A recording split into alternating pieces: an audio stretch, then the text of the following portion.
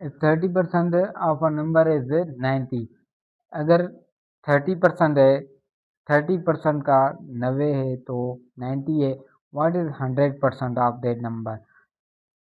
तो 100% उस नंबर का क्या होगा? Let the original number be 100%.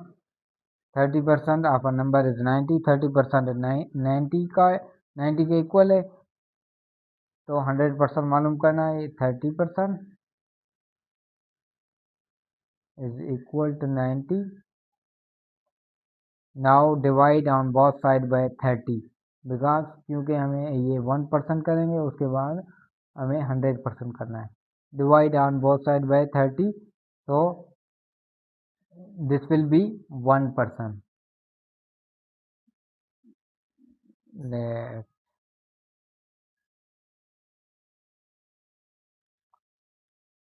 divide on both side by 30, so this will be 1%. 30%, दोनों साइड्स को हम 30 से डिवाइड करेंगे, 90 को भी.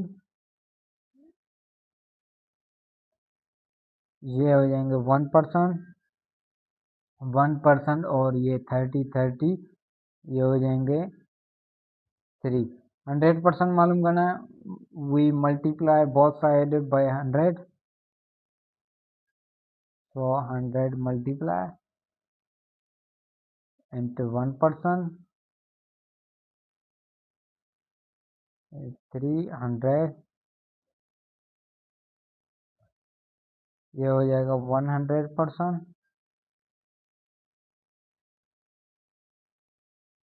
और ये हो जाएंगे 300.